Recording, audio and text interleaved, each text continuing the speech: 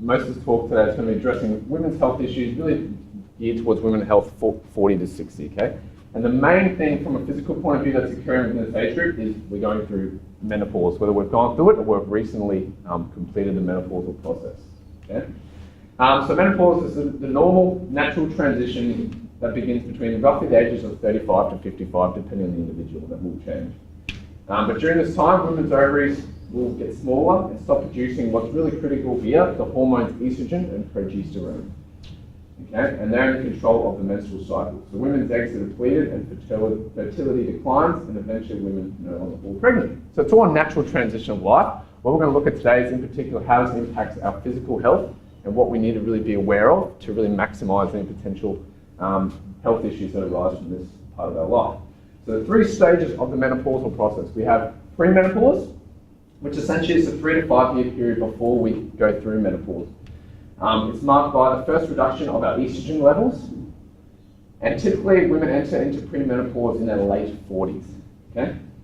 So symptoms, we have irregular menstrual cycles, sleep disturbances, elevated heart rate, vaginal dryness, hot flashes, night sweats, mood changes, and urinary issues. So some of you may have experienced some of those symptoms, if not all of them, in some capacity. The next stage of our menopausal process is menopause itself, which is defined as, on average, it's defined as the first 12 months straight period without having our menstruation. So 12 months straight without having our period is defined as when we've gone through menopause. Okay?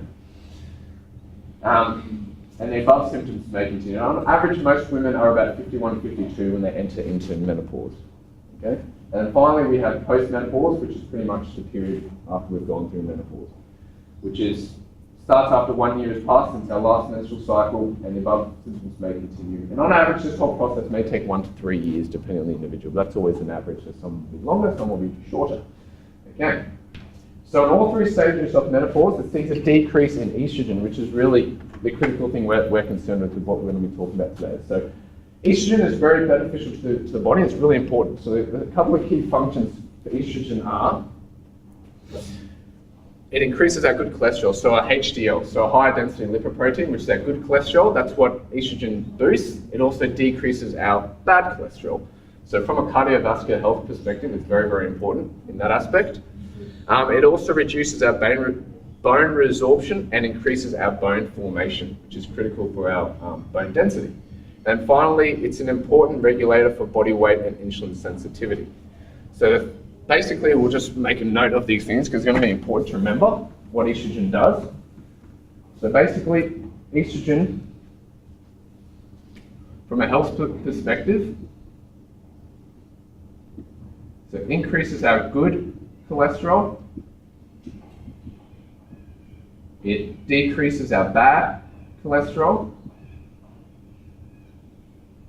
and it increases our bone strength pretty much, and increases keeps our metabolism up, which is important for weight control and preventing obesity and type 2 diabetes. Apologies for my handwriting. Okay, so that's important to really keep note of because they're the 3 key areas we're really going to be looking at here. So 3 health concerns with decreased estrogen that happens as we go through the menopausal process. We have increased risk of cardiovascular disease because these hormones are going to be changing. Increased risk of osteoporosis and bone fractures, and increased risk of obesity and type 2 diabetes. Okay, so it's all pretty much linked back to as the body's stopping producing estrogen. Okay, just going to make a little quick point here. Some people might think reduction in estrogen. Okay, why don't we just increase our estrogen intake and it'll just reverse all these processes? Okay, important to note that with a lot of aspects of our health and wellness, there's no such thing as a silver bullet. There's no quick fix that we can just take a medication that's going to fix the issue. The best solution is prevention through a lifestyle. So what the guidelines are, so guidelines for cardiovascular disease management does not actually recommend hormone replacement therapy, but focus on lifestyle and management of overweight and obesity. Recent guidelines recommend heart-healthy lifestyle behaviours, consuming a healthy diet, engaging in physical activity, and achieving and maintaining a healthy weight. Okay?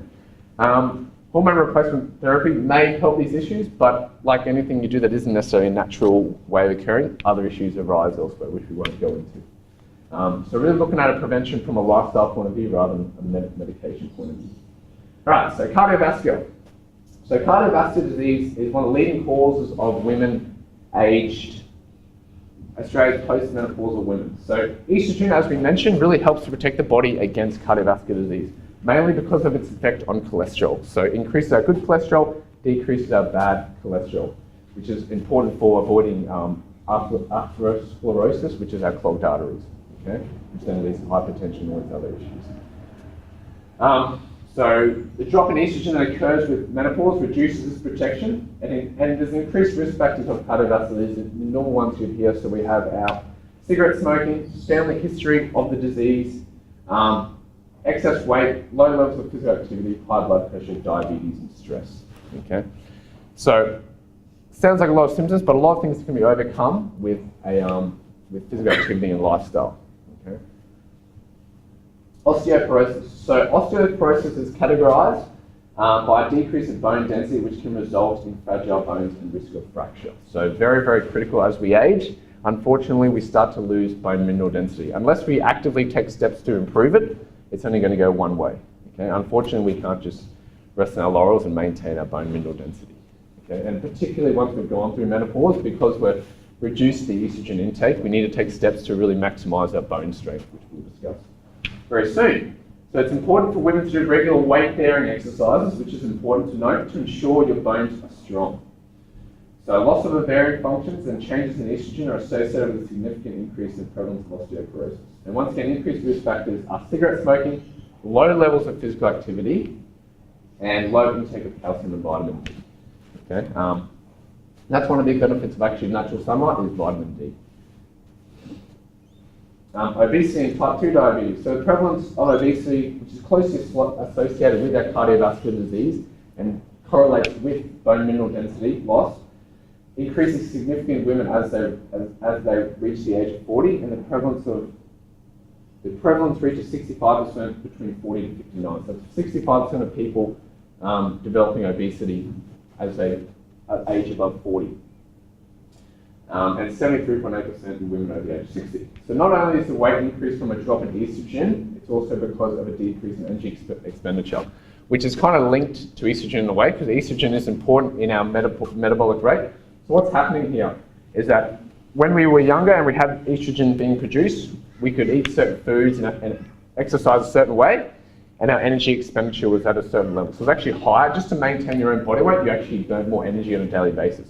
As we age, unfortunately, our energy expenditure from just natural, like metabolic processes, decreases.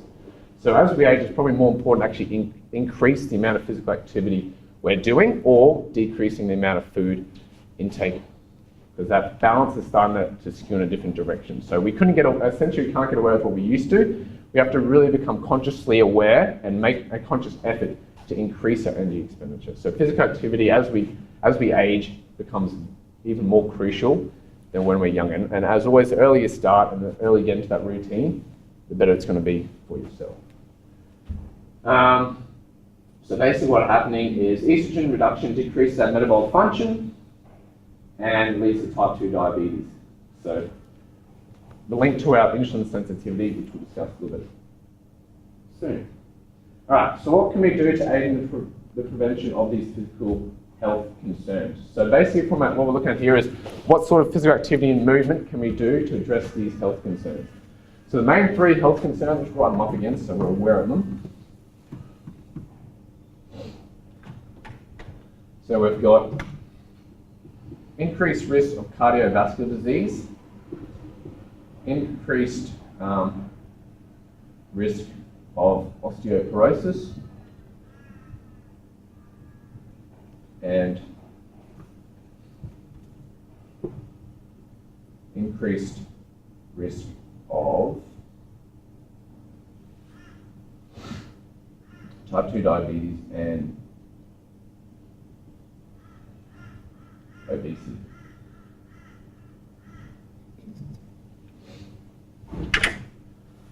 Okay, so what we can do, we can actually address all these three areas, and improve these health concerns from one sort of style of training and addressing them all at the same time. So your most valuable resource for anyone is your time. So how can you maximize your time to get the most out of your exercise and your training to really benefit from a health perspective, these three areas. All right, so what we're going to look at here, the real key here is looking at doing training. The most beneficial is high intensity, what I call high intensity strength training for a number of reasons. And I'm just going to quickly address this myth of women and strength training. So a lot of people I talk to, and probably more a younger demographic, but when you mention weight training, particularly to women, there's this immediate linkage between growing manly, bulky, putting on muscle, which simply is not true. There's this association that weights equals big muscles, okay? And losing your feminineness and turning masculine, whatever it is, and it's simply not true. And actually from a perspective of maximizing your strength and particularly linked to your bone mineral density, is that it's actually more important from a health perspective for women to do weight training than for men.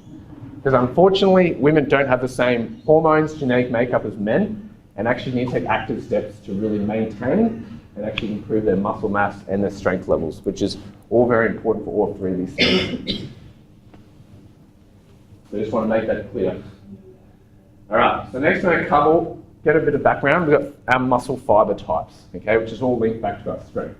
So we'll get a little bit scientific here, but it will make sense.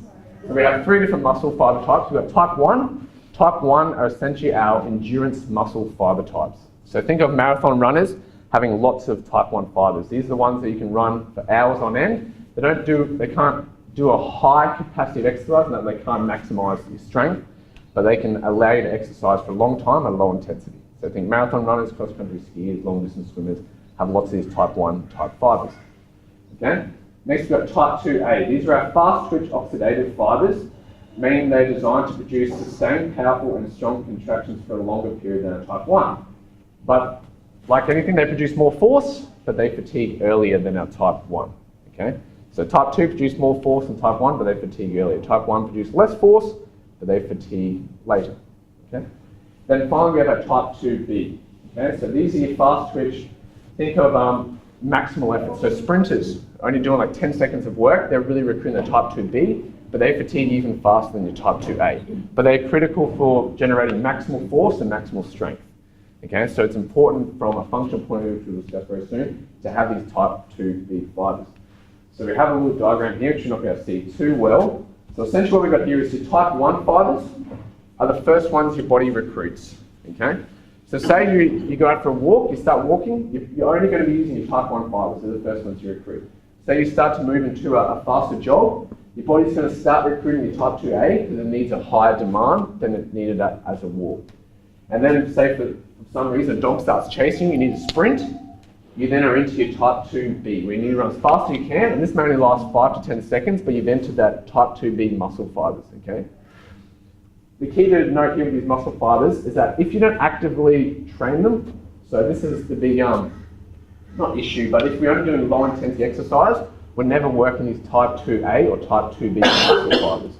We're only training our type 1 fibers. And unfortunately, if you don't use your type 2A and type 2B, your body starts to get rid of it. Because what happens with the body, it only reacts on the stimulus you give it. So the body thinks, okay, I don't need these muscle fibers. Let's just make everything type 1 so we can keep doing lots and lots of endurance, because that's what we seem to all be doing. Whereas if we start doing high intensity, strength type exercises, the body realizes, hold on, I actually need these type 2 and A and B fibers. Let's keep producing them. Let's keep them where they're at and make sure we're not losing those muscle fibers. So your body reacts to what sort of stimulus you give it, which is important to note with our bone health, which we'll discuss. So just keep that in mind. Type 1 is our low intensity, type 2, A and B are our high intensity for maximal exertion. Okay? All right, so the more type 2, A and B you have, the stronger you will be. And in turn, this will be able to complete more higher impact exercises. So this is where strength training works in with actually improving our bone mineral density. Okay, so the link between strength training and stronger bones. So what happens is, the more strength training we do, so maximising muscles, working through our type 2 A and B fibers, we then get an increased amount of type 2 fibers. So the first step was we did high intensity exercise and strength training, which then lead to an increased amount of type 2 fibers. Okay? The critical thing with type 2 fibers, we now have the ability to do high impact exercise. Okay? So if you only have type 1 fibers, you can't really sprint, you probably can't jump very well, which is critical to note for our bone mineral density. So type 2 fibers allow us to stimulate and put larger forces through the body. Okay? So larger forces. So when you're walking, there's not much force, but when you jump, there's lots of forces going through the body. Okay? The key here, when we reach a certain age, the body can no longer take on calcium to produce bone, which basically happens around once our estrogen starts decreasing around 35, 40. The only way we can increase our bone mineral density at that point is through impact. Okay? So the bigger the impact you can give your body, the more it's going to stimulate the bones to grow. So the bigger impact, we now lead to an increased strength of bones. So this is the big link between strength training and stronger bones. So the training itself doesn't necessarily produce stronger bones. What the training does, it allows your body to have the capacity to stimulate more forces through the body, which will then allow you to have stronger bones. Does that make sense? Yeah, so really, really critical linkage there. That if you don't have this capacity to do large forces, you're not going to grow stronger bones. The only way you can get this capacity for larger forces is by having type 2 fibers. The only way you can develop these type 2 fibers is by doing this high intensity and strength training. You know, if you're just doing walking low intensity, you're not going to produce these type 2 fibers. Okay? So we covered. So women genetically have less type 2 fibers than males, and as we said, the only way to increase the amount of type 2 fibers is through strength and high intensity training. Okay? And as we age, if we don't actively stimulate the type 2 fibers, we lose them much quicker than our type 1. And as you see, you will see some people age, they really struggle to get out of a chair and stuff like that. That's because they've pretty much lost all their powerful type 2 fibers. Okay? And to some of us it might seem like a simple exercise to get up in our chair, but for someone who's at an elderly age, that's an explosive maximal effort which they just can't do because they don't have these type 2 fibers anymore. And once you've really lost it to that point, it's really hard to maximize it. And it's important to note that once you actually do suffer a fracture, it severely affects your muscle mass and these loss of fibers, because unfortunately the way to treat a fracture is by immobilization. And immobilizing a muscle is one of the worst things you can do because it's having literally no stimulation, so you're going to lose all those muscle fibers and the bone and just gets worse and worse and worse. So as always, the best way to treat these issues is to prevent them by taking the adequate steps now to really maximize. All right, so next we're going to touch on high intensity exercise. So high intensity exercise is great for our cardiovascular health, bone health, and our type 2 diabetes. So all those three health concerns all at the same time.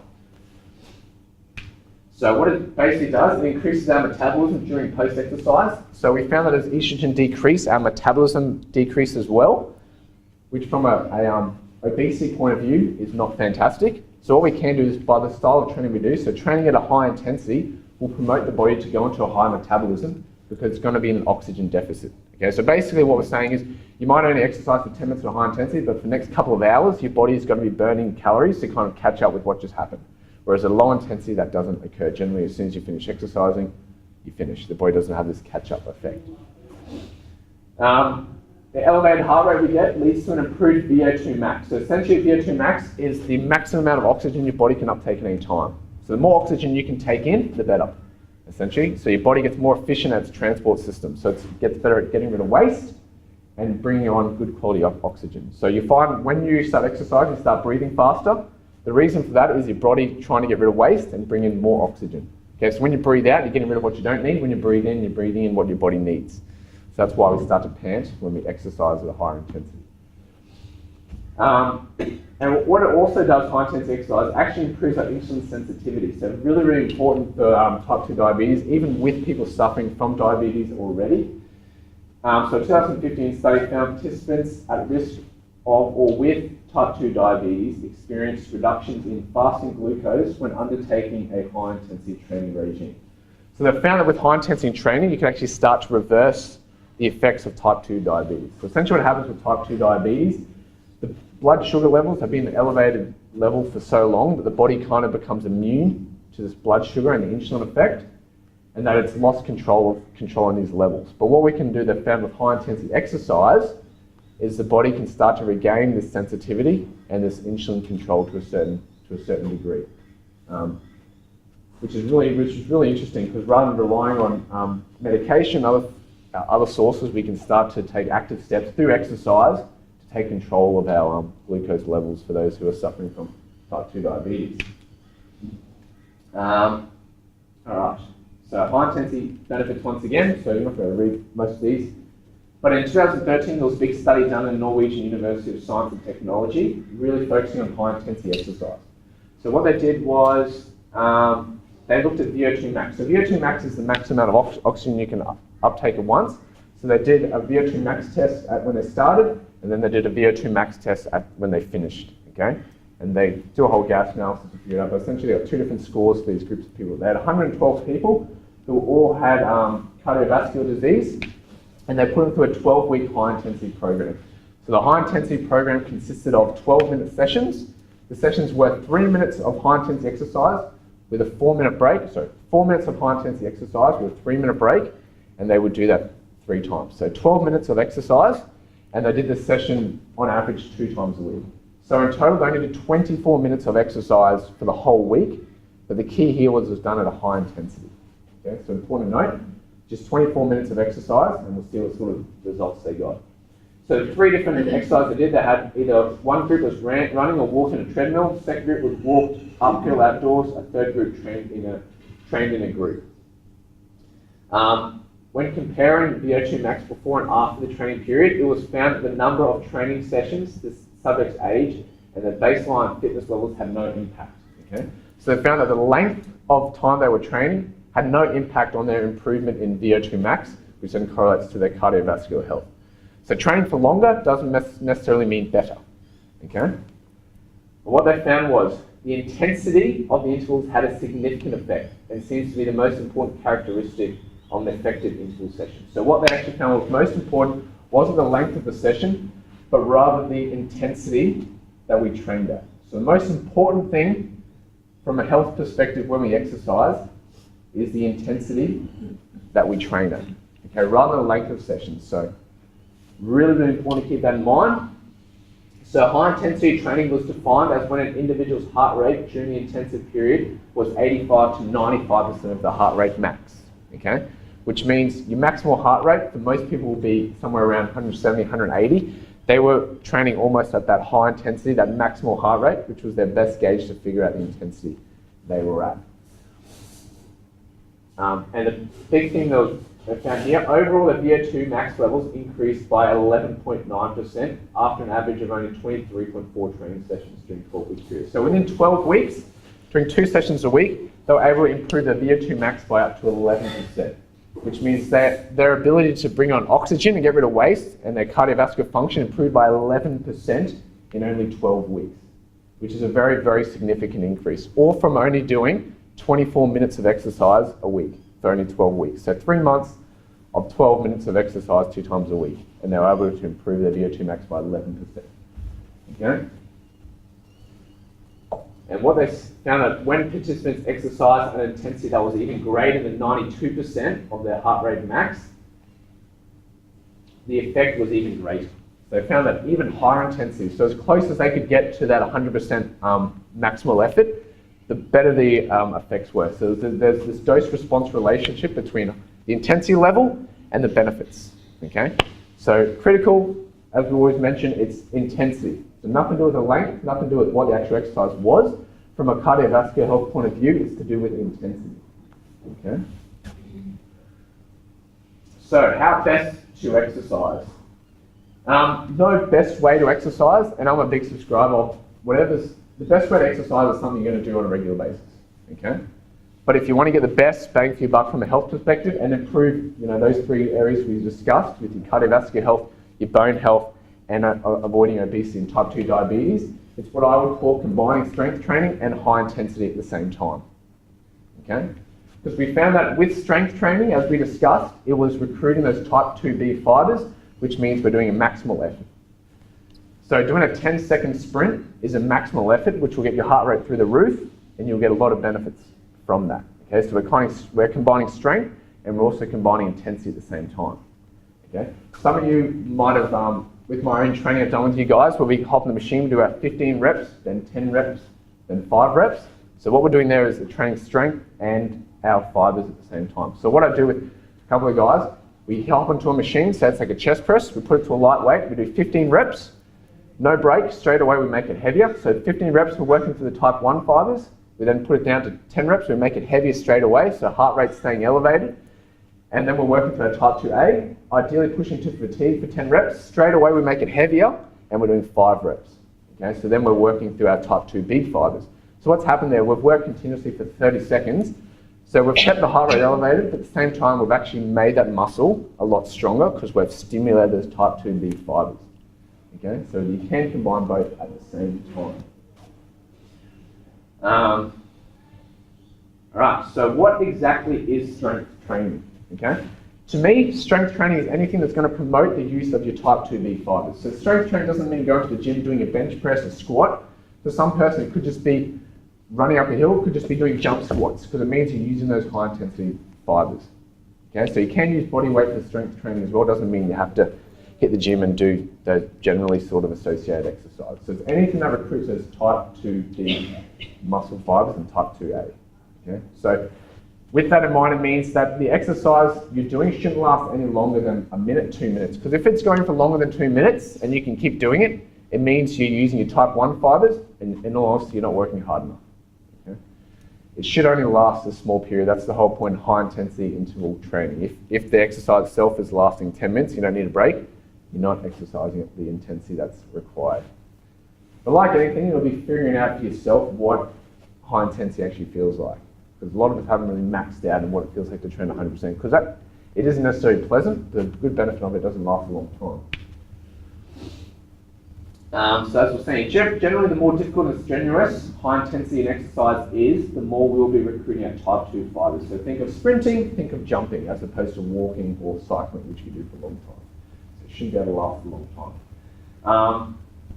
We shouldn't be able to last longer than 30 to 60 seconds, otherwise it's actually high intensity. And strength and high intensity training is a great combination. Because as you can tell, they kind of work hand in hand. Because the only way to train a strength type 2B fiber type is by doing a maximal effort, which will only last about 10 seconds. And if you're training at a maximal effort for 10 seconds, in turn you only get your heart rate high, which means we're doing high intensity. So they kind of relate to each other very strongly.